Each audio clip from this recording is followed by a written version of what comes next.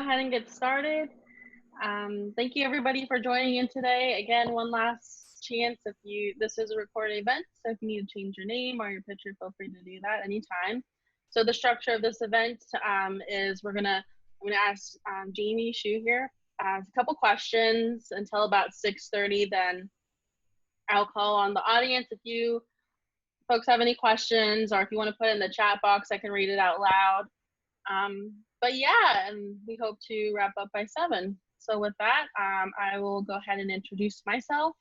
My name is Christina Haswood. I'm a candidate for the Kansas House of Representatives in District 10. I'm in a unique situation where I'm running unopposed for November. So what we're doing right now with my campaign is we're just branching out to local community leaders as well as leaders across the state, and provide this information for all my voters that are in my district as well as the community on these important issues that seem to be on everybody's mind, and give it just an extra resource to everybody. And thanks everyone for hopping on to our local community conversation. I'm incredibly excited to hear insights from our lovely guest Jamie Shu and hear what questions you'll have. So this is recorded, and if anybody wants to turn off their cameras, do so at this time. And yeah, so Jamie, can you please introduce yourself? Hi, I'm Jamie Shu. I'm glad to see everybody here on a Friday night. I am the Douglas County Clerk. A little bit about me. My pronouns are he and him. I am from rural Missouri. So I grew up in Missouri, but I've been in Kansas long enough that the Missouri is kind of washed off. So I'm a Kansan now. I went to school at what's now Missouri State University, got my political science degree, and did my master's work in communications and mass media, and then moved to Lawrence. I have my MPA from KU. I've been county clerk since 2005. I was first elected in 2004. I get to share this journey with my amazing partner, Dawn, and I have 3 kids. I have a junior at LHS, an incoming freshman at LHS, and a incoming 6th grader at Southwest. And that's kind of who I am at the moment. Thank you so much for introducing yourself. And yeah, of course, my pronouns are she and her. So for the first question, you serve in a down ballot local position. Many folks aren't really taught in school about what a lot of crucial government positions at the local level do. Can you give us an overview of what you do day to day as a Douglas County clerk? Well, that's actually a great question, because I think one of the things that we don't do a good job about is to talk about the rest of the offices. We, in school, we really talk about presidential elections. And that's the one we make out to be really exciting. But really the people at the local level are the ones that probably impact your life even more. So county clerk, elections is not the only thing that I do. In Kansas, there are 105 counties. In the top 4 counties in population, there's an election commissioner and a county clerk. Douglas County is the largest county that still has a county clerk that runs elections. And so I also take care of payroll, accounts payable, real estate ownership, fish and game licenses, cereal malt beverage licenses, a lot of things that a lot of people don't see. Our office basically handles all the money that funds that leave the county, and the treasurer handles all the funds that come into the county. So the county clerk is mentioned over 900 times in state statute. So there's a lot of things that we do. Interested in this position, and how did you get here? Does it say if anybody's inspiring to be a county clerk in their near future? Yeah, can you talk a little bit more about that? Yeah, the county clerk really, and it varies across the state. It was really before there were kind of county administrators and city administrators. The county clerk kind of was not just the board administration assistant, but really served in the role like a county administrator. So that's why you see a lot of things with budget and payroll and those type of things that fall into the county clerk role. I mean, I ran for it. My life's dream was always to run for office. And the county clerk was retiring in 2004, and I spoke a lot that I felt that somebody should run for it, and so I ran for it, largely to work with elections.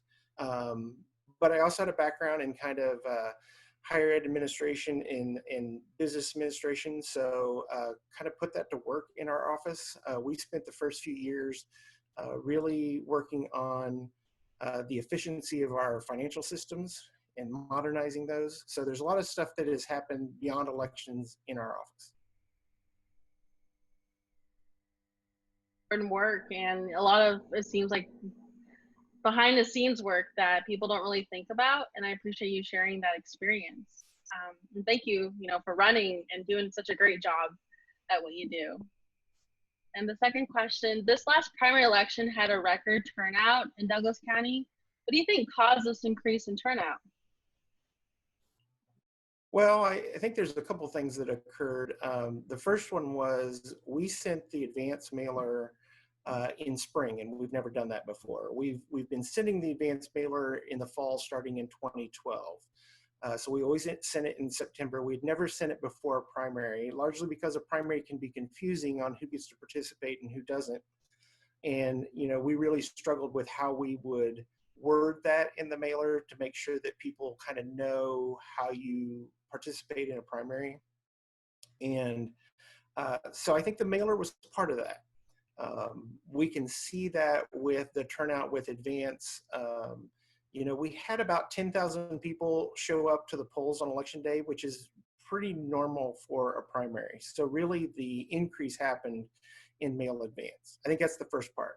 I think the second part was we had a lot of races. Races are what bring people out, and we had some really contested races that were great clash of ideas that was really kind of bringing people out. And I'll tell you, one of the most amazing things, I'm a stats person.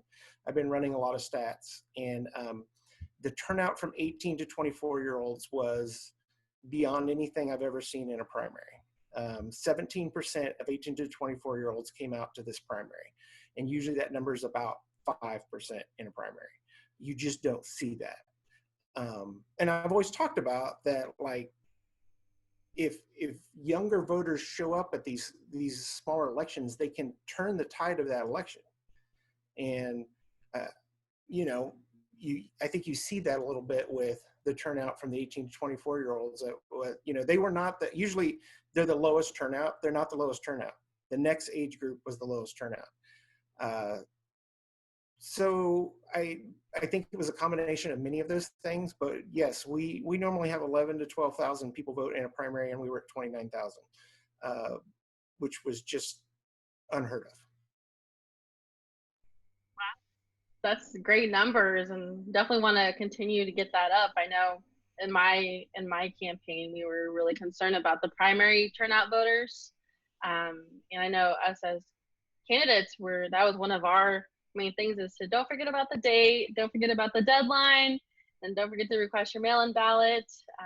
A lot of those. Well, and I think part of it goes to accessibility to the ballot. One of the things that gets talked a lot in election administration is the more you provide accessibility to the ballot, the more people participate. And the more that you kind of take away what I call the secret handshake of elections. We assume that everybody knows how to vote, how to register to vote, how to participate. But for many people, it is kind of like a secret handshake. And so I think sending the mailer in the spring, I kind of wonder how many of those people have never participated in a primary because they just didn't realize how to do it, or that they could. We had probably about 40% of that number are people who have never voted in a primary. Some of those were new voters, but a lot of those were general election voters who had never voted in a primary. And so something allowed them to be able to feel like they could participate. And so I think it goes to any time that we can provide election laws that open up accessibility to the ballot, you see turnout go up. And we just, the state of Kansas just announced, because the state canvass was today, that we set a record in the state of Kansas. which was over 600,000 people voted. The most who had ever voted in Kansas was 488,000. And a lot of counties sent out mailers in the spring. Many counties who had never sent out a mailer ever. Johnson County had never sent out a mailer. I think that's part of it, that you made it accessible. That, and I know when I would talk to some voters, just the process of a primary wasn't as well known. And I think, just that knowledge, bridging that gap of knowledge, like you said, a secret handshake. I remember seeing a lot of mail coming from your office too. I'm like, who's this Jamie Shue? I feel like I know him. I get mail from him like every month and every couple of weeks. I feel like I know you personally. But yeah, I'm so excited to have you here today. And how did things change with the pandemic? And you said you put out mailers. Was that part of the pandemic solution, or was that something you guys were already looking into? No, we moved up the mailer because of the pandemic. I will tell you that starting in March, we start planning for an even year election the year before. So we had already put in our plan, last year. And then in March, we started rewriting everything. Because if you think about a polling place and if you think about elections, there's a lot of touch that goes on. As we tried to figure out how you can vote and provide distance between the poll workers and the voters and between the voters and the voter, it was challenging. And so we moved up the mailer because of the pandemic to give people that option to really go with an option where they can vote at home. And then we reworked everything as far as in person, how that works. We rented the facility down at 2329 South Iowa to give more space for early voting. If you've ever voted in the courthouse, it is really cramped in there. And so we tried to find a space that kind of allowed voters to spread out. And one of the biggest challenges for us was how we protect the poll workers. They are the most important people on election day. We can't run election day without them. And, we came up with, luckily we were later in the election cycle. So I was able to learn from other states. So I have friends in other states that I was able to call and say, how did you do this?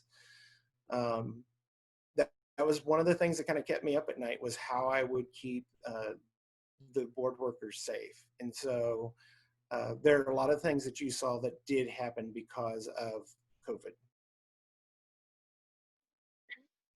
Take that public health measure of precaution for the poll workers, because I know I requested a mail-in ballot, but we spoke to a lot of people who said, this is what I've been doing for years. And we're like, okay, just please wear a mask.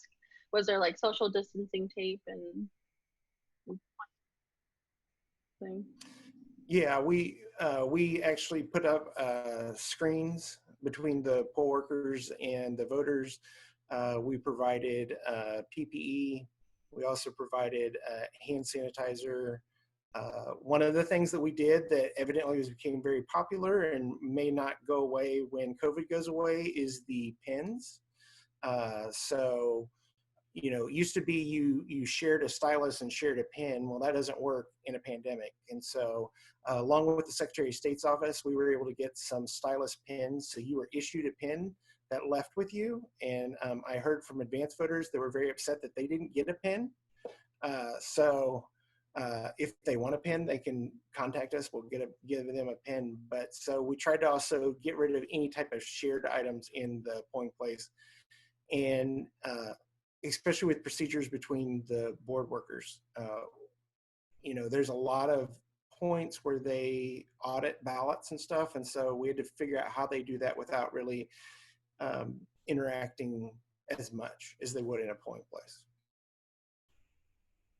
Yeah, great to hear. And are you going to make these practices the same in the general election? Are you guys taking the evaluation of COVID-19 week by week?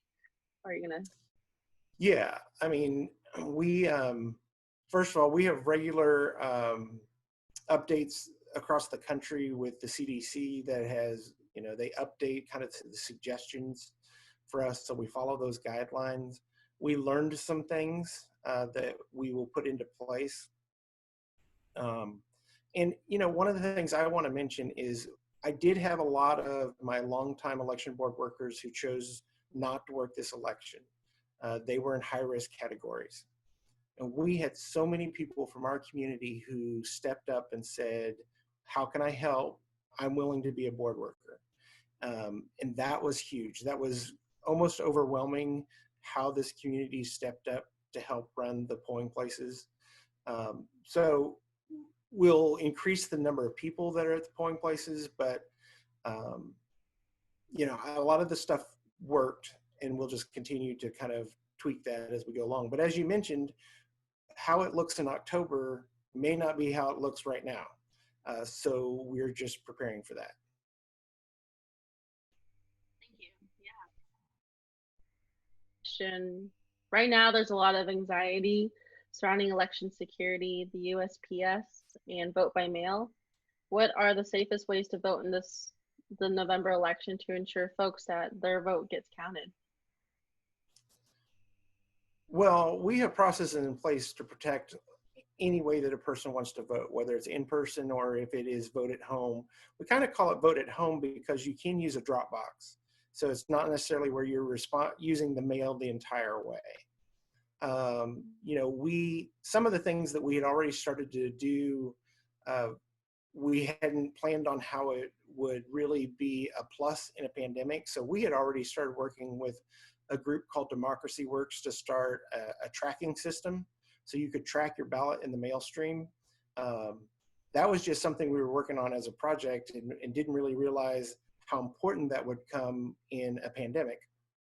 So, in Douglas County, not only can voters sign up to track their ballot in the mail stream, but also we can see it. So we can kind of see how things are going through the processing center. We have been working for quite a few years with the Postal Service. I serve on a committee of election administrators across the country that have been working with the Postal Service for quite a few years to expedite ballots and improve our processes. So we've improved our envelopes, the way they're designed to make sure that they go through the system better. And then we have a great relationship with the Lawrence Post Office. The folks down there are amazing and work really hard to expedite our ballots. The Kansas City Processing Center has been speaking with us on a weekly basis about how they can be prepared to move our ballots. So I think there are ways that we have in place to make sure that ballots get through the system. We're increasing the number of drop boxes. So we had 3 drop boxes. We have more on order, but everybody's ordering drop boxes right now. So hopefully I receive them soon. So we're going to increase the number of drop boxes so people have confidence that they can drop them off. One of the things, so we have worked really hard to get different laws passed. And a couple years ago, I had mentioned to some legislators that, the mail service seems like we were getting a lot of mail on Wednesday.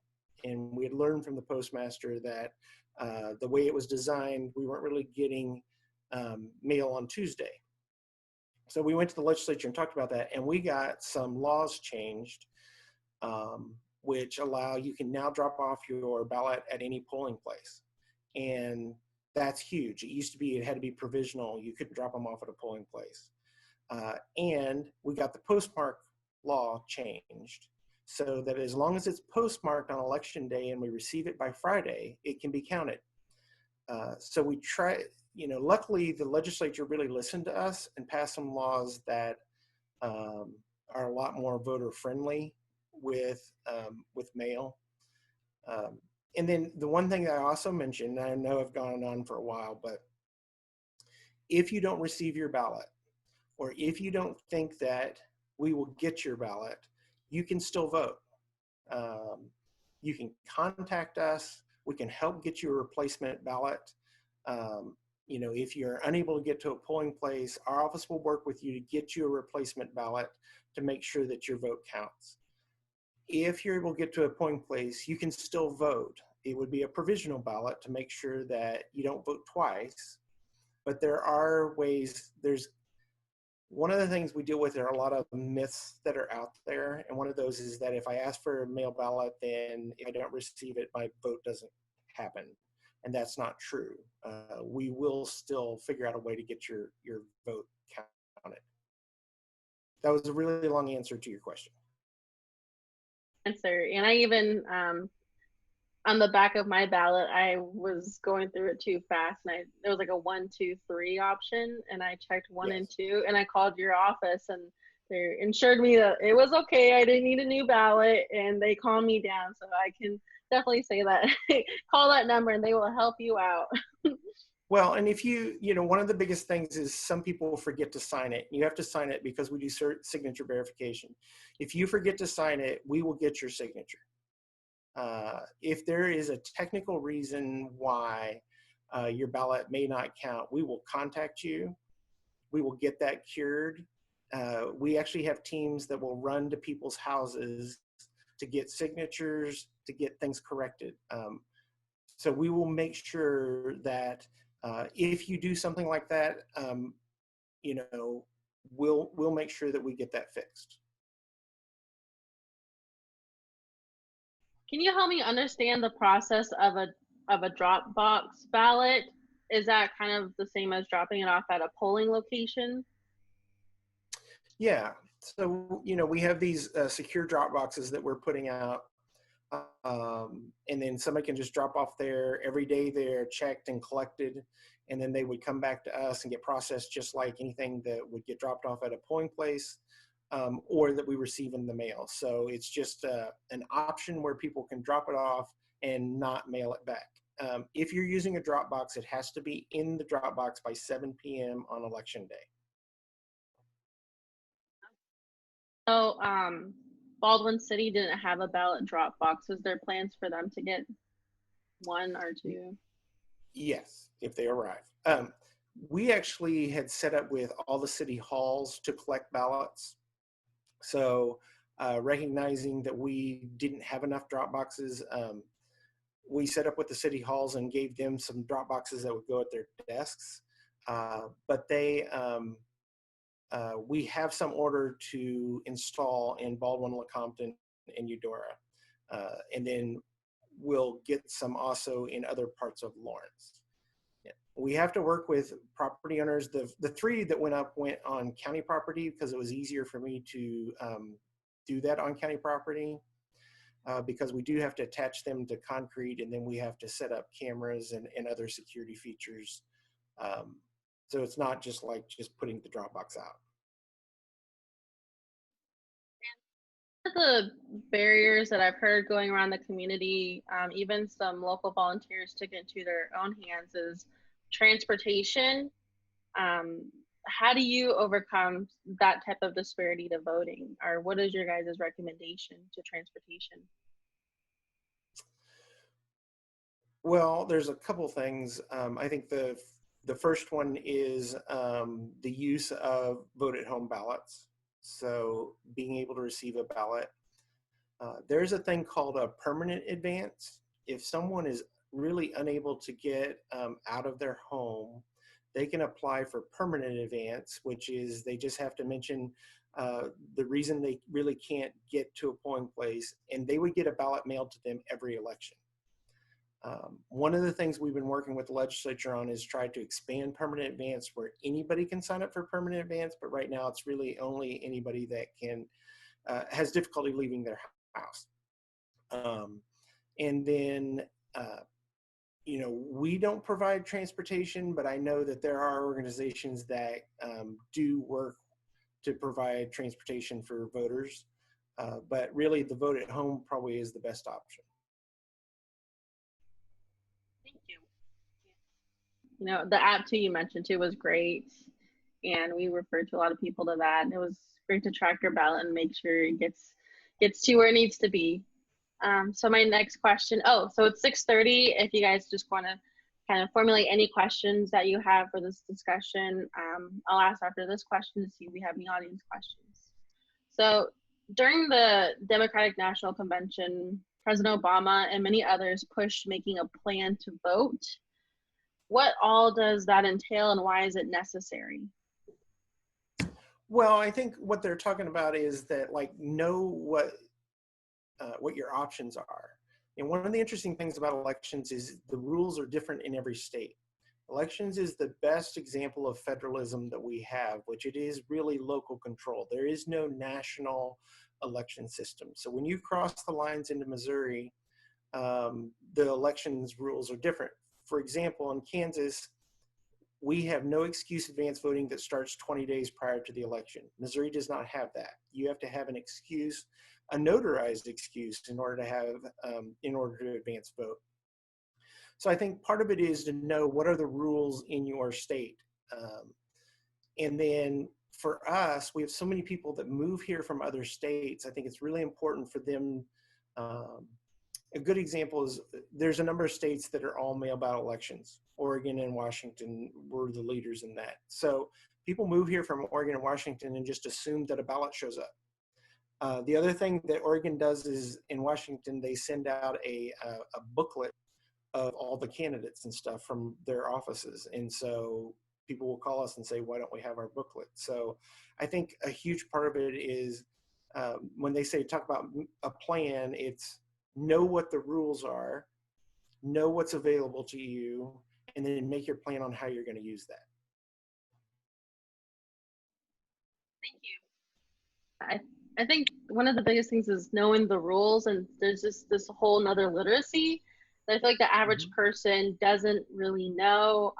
Young people too, but it was great to see. You said that the younger voter turnout was amazing. So it looks like maybe there could be a shift in that. Well, and I think one of the things we talk about in our office, you touched on something that's really important too when you talk about literacy, is the stuff that comes out of our office is it's easy to understand. You know, not to make an assumption that everyone, when they receive this, the primary is a good example where there's all these rules on how you vote, and to write that in a way that it's really easy to understand and it's not a barrier. You know, you hear a lot of people who say there aren't that many barriers to voting. All you have to do is fill out these forms, right? Well, filling out a form is a barrier, and it can be a barrier for a person. So you're right. I mean, there is kind of a literacy that's required to vote, and I think often for the people for which we know what the barrier is, we can solve it. But I know that there's also people that just don't do it because they don't know where to ask the questions, or just don't ask the questions and don't participate. So it's important to really figure out how we get to those individuals. And one more question for myself, then we can go into audience questions. Who deals with those, identifying the disparities and barriers? Is it some kind of board of committee, or is it just your own contact? Well, I think there's a couple things. The first part is our office works really hard on that.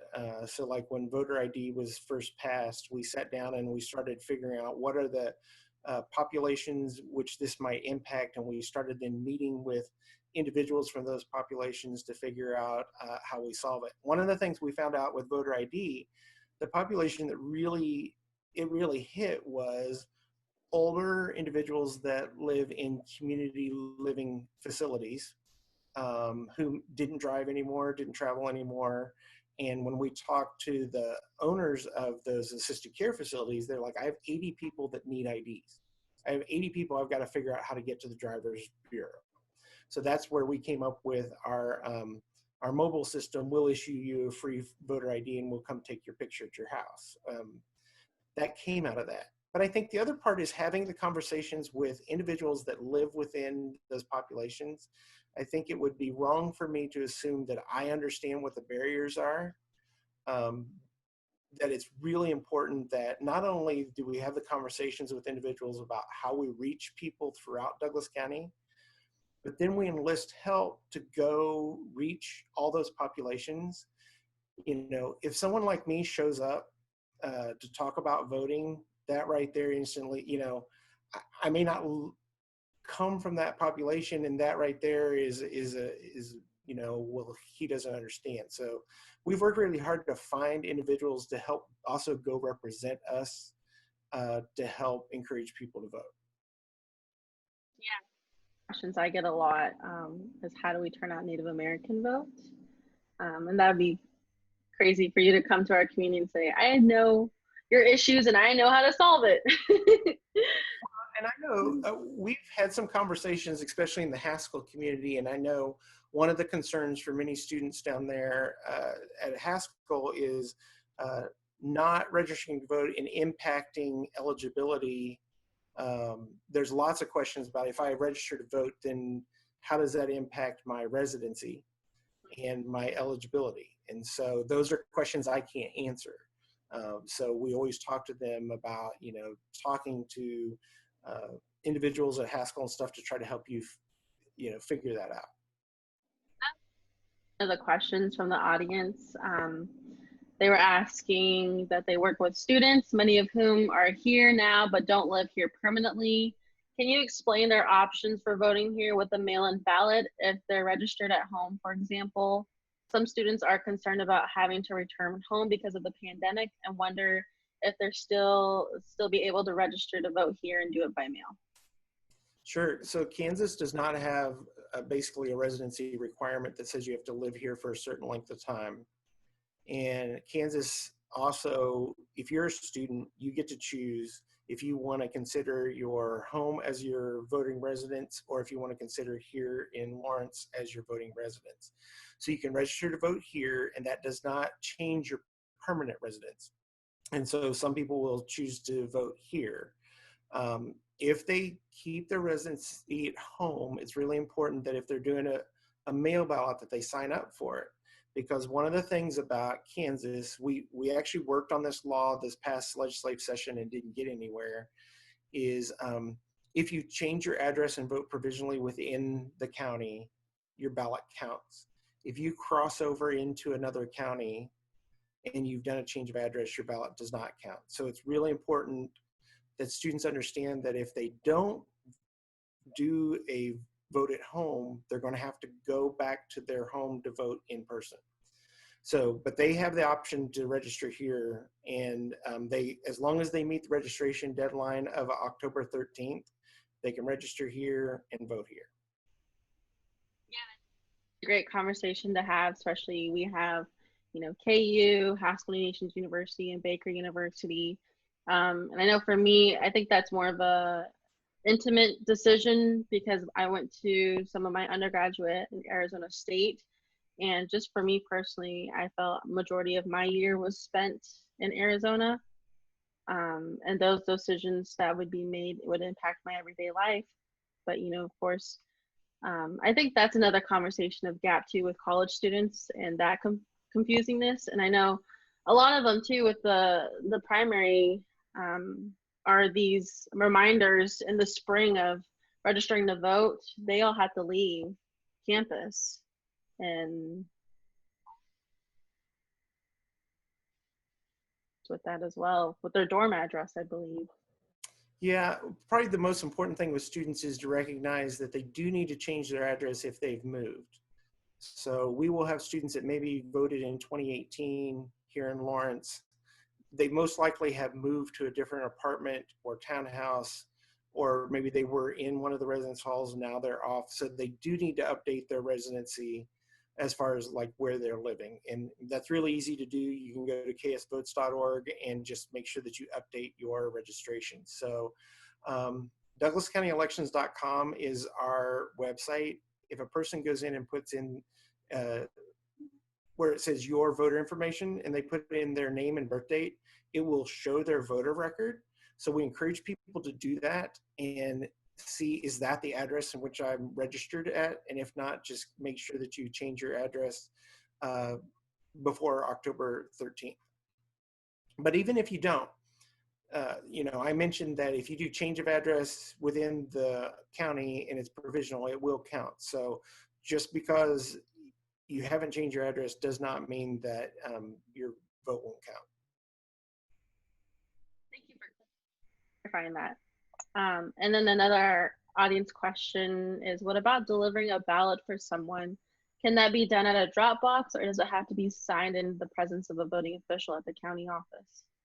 It is not. And so that's, some states have that. We do not. So you mentioned that there's 1, 2, and 3 on the back of the envelope. The first one is the most important one, which is where the voter has to sign. The second one is where the voter is giving permission to a person to transport their ballot. And so that has to be signed.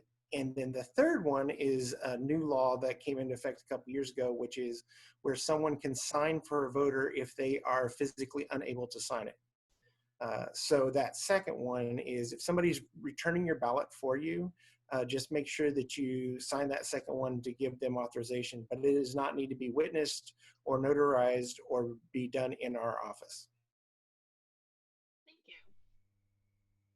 Second question, will there be more applications for vote at home ballots to be sent out?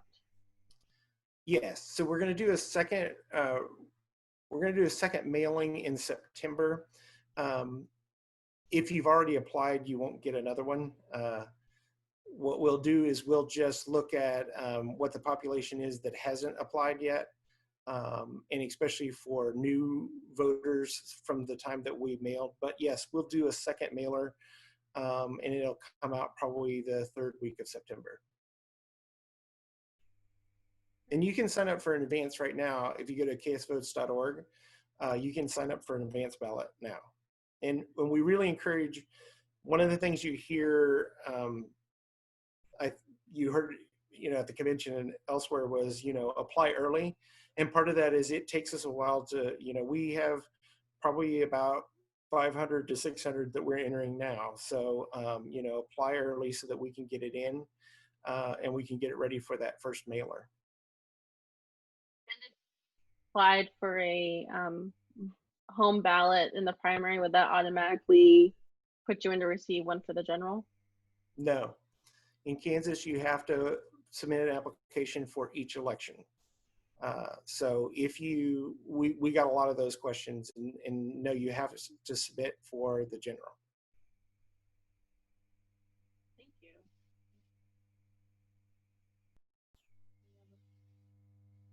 Where will advanced voting take place? So we always open the first day. So October 15th will be the first day of in-person advanced voting. We'll have it 2329 South Iowa.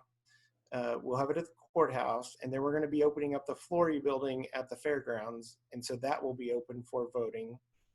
And then we always, the week before, we always open up at the KU Multicultural Resource Center for KU students and staff and faculty to also vote. That's usually open from about 10 to 7. Usually we have the golf course superintendent's building also in that last week. We can't use them this year, so we're still trying to identify another location. And then in the 2 Saturdays before the election, we'll vote in Eudora, Baldwin, and Lecompton, and the Lawrence places from 9 to 3. So we'll get all of those on our website, and so that people kind of know what the hours are and the locations are. From 7 to 7, the voting polls, is that like a normal hours, or is there any, you guys are advocating to make it at least to 9 p.m.? Do you think those are a good set of hours? For election day? Or just having the voting place open, because I know when we would call people to remind them to vote, we would call at least about 30 minutes or so before the polling place would close, and it seems kind of early for some people. 7 to 7 is set. 7 to 7 is set in state law. There is the ability to start at 6 in the morning if counties have that possibility, but we've always been 7 to 7. So it would require a change in state law to close after 7 o'clock. And one of the things, I mean, I think it helps us that Kansas is a no excuse advance state. So really starting 20 days prior to the election, you can walk right in and vote. So we're voting for 20 days. Okay. Thank you. So another question we have is a participant saying, one of my friends just registered to vote. She doesn't have a driver's license or recent student ID. What should she bring with her if she goes to the polls, or is it best for her to just request a mail-in ballot? So there's a couple parts to that question. The first part is if you request a mail-in ballot, you need to provide your Kansas driver's license number or a copy of a government issued ID. So they would still need to provide some sort of ID. It can be any government issued ID. So it does, and we got this part of the law put in effect, which is it doesn't have to just be Kansas. So we're just looking at your name and your photo. So any state or territory government issued ID is acceptable. So someone who has a Puerto Rico driver's license can use that as their photo ID. Student ID, you know, as long as it's any both private or public school, it's acceptable. So there's lots of different IDs, but I also mentioned the Douglas County voter ID. If a person does not have an ID at all, then we can make them an ID. So they can contact our office, we'll take their picture, we'll make them a voter registration card with an ID. So we will make sure that that is not a barrier for them to vote. Process scheduling someone to come out to your house to take this picture and to have the ID ready. So 832-5267 is the phone number to our office, and you can just kind of set that up.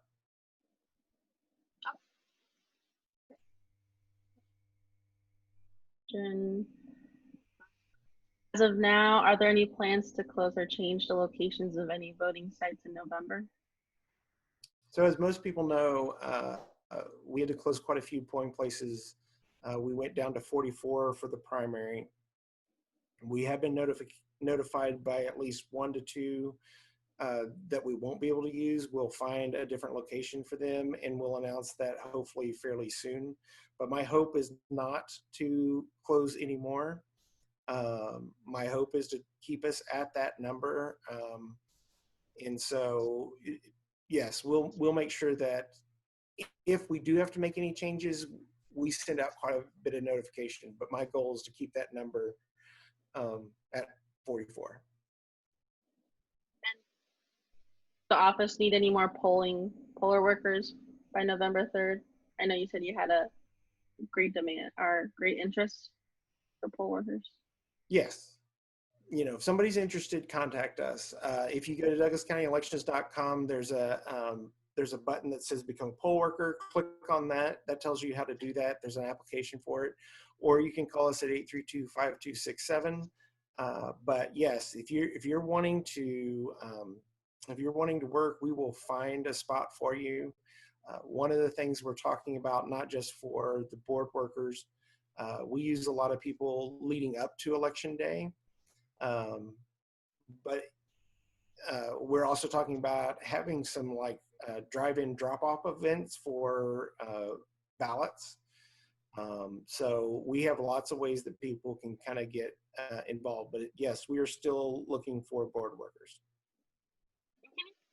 I have a question that says, can students volunteer, or is it only a paid position only?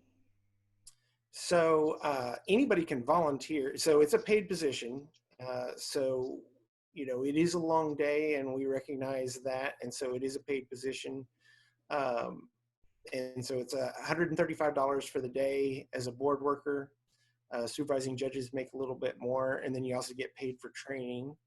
But anybody can waive their fee, so they can make it a volunteer moment if they want. And in Kansas, you just need to be 16. So anybody that's 16 or older can work a board. And we had a number of 16-year-olds, including my son, who worked boards for the first time. And so I think it's a great opportunity to kind of get involved with that process. So anybody over 16 can participate. Even to get the young people involved and see it firsthand. And we have another question of, when will the website be updated with all this new great information about advanced voting locations and hours? We're hoping in the middle of September. We're still trying to set some of those locations. I'm still trying to find the location we're trying to set some of those. So hopefully by September, we'll kind of have that all set. I think our goal is the second week of September. Great. Another question, when signing up for a home ballot online, their computer signature by mouse didn't look close to their normal signature with the pen and paper. How is it verified, or is it more of a matter of your signature contains all the initials, such as your signature appears on your voter rolls? So it's verified by people in our office. And so we actually collect your signature every time you submit it. So we have both electronic signatures that you've submitted and what's called a wet signature, that you've submitted. So we have multiple signatures. So if the initial signature doesn't seem to match, we'll look at all the different signatures. We kind of have gone through some training on things to look for. So while, the bulk of the signature may look different, there are things, everybody does certain things that even though that maybe you've used your initials, you can tell that it was you. And then if there is a question, we will contact you. So it isn't where we automatically just throw it out. We'll contact you. Life happens. So someone says, yeah, my signature looks odd because I broke my arm. And so, we'll then contact you and we'll make sure that we get your signature updated. So it isn't where we just automatically throw it out. Thank you so much for those questions. Looks like we have no more questions from the audience. I'll give it one more opportunity. Does anybody want to ask a question?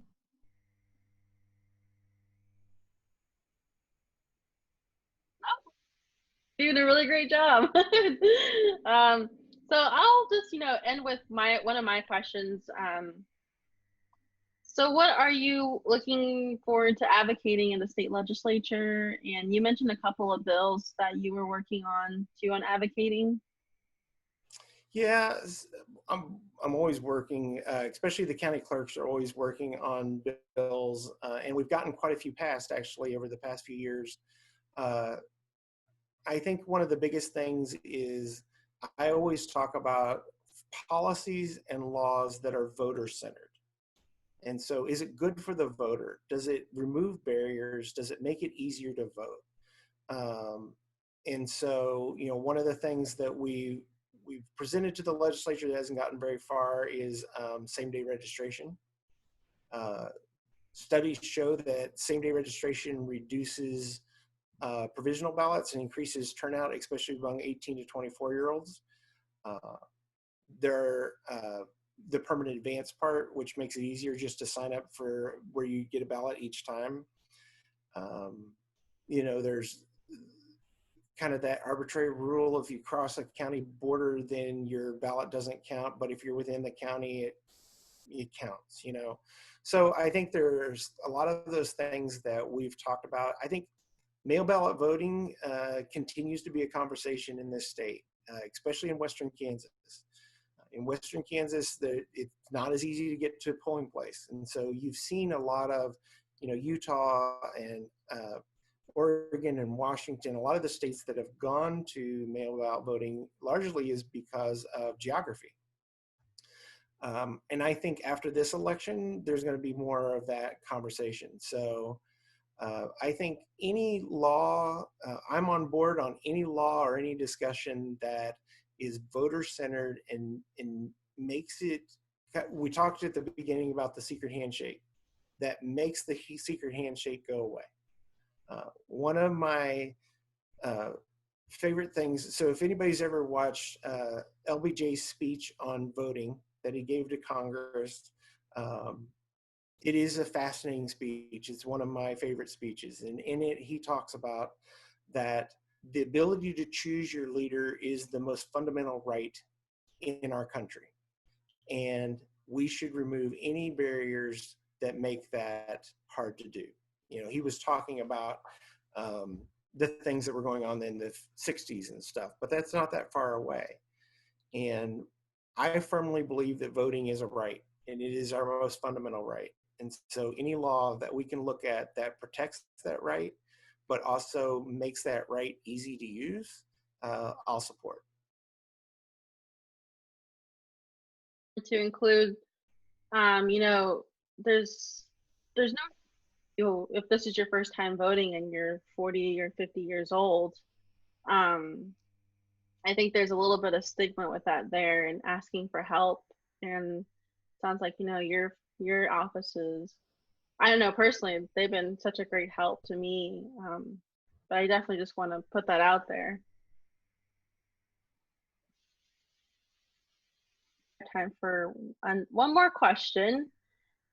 So young people, Gen Z coming up, and how do we get more younger people to keep this up? And I know I've heard it been talked about, voter turnout is most highest when the presidential election every 4 years. How do you think we can keep this up for, the next year and other following years after this? Well, I think there's a couple of things. It's probably one of my biggest concerns for the state of Kansas is the disparity between voters that are about 18 to 29 and the rest of voting age populations. Tufts University has, they do a lot of studies on youth turnout. And Kansas, what's interesting about Kansas is we have one of the highest volunteer rates for people 18 to 29 in the country. We have one of the largest differences between turnout between that population and other populations in the country. So for most states, the difference in turnout is about 20%. In Kansas, it's about 34%. So there's something that we need to do to encourage people to get more involved at a younger age. It's going to be interesting to see if this trend continues in more participation.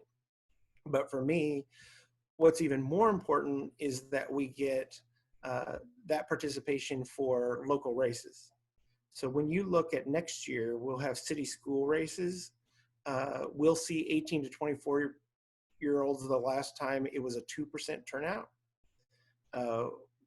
When those individuals are the ones that probably impact their lives the most because they decide a whole bunch of stuff about their city and their schools. And those races are also the ones that can sometimes come down to a couple votes. So I think it's really important that we also then not just look at youth turnout for the even year elections, but for the odd year elections. And we now have the perfect example, which is the county commission race that just happened and was decided by 3 votes. 213 people skipped that race. They voted in the federal races. A lot of them skipped over to the sheriff's race, but they skipped that race. So that's 213 people who could have impacted that race. And you hear a lot of people who are younger say, well, my vote doesn't count.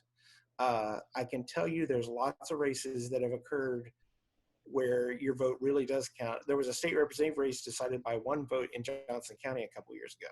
So it is a great example where your vote truly does count. Thank you. When I was younger too, I didn't grow up in a household too that emphasized on voting. Only my mom would vote. I got to see her vote. And then I went to Haskell Nations University, and there wasn't much resources on getting us Native kids to vote. But when I went to a big state school, there was people recruiting to vote on campus every corner you take. And sometimes I'd be walking to class and I had to tell them I already voted. And finally, I probably had to get asked maybe 10 times to register to vote. And I was finally like, okay, fine, as long as you leave me alone.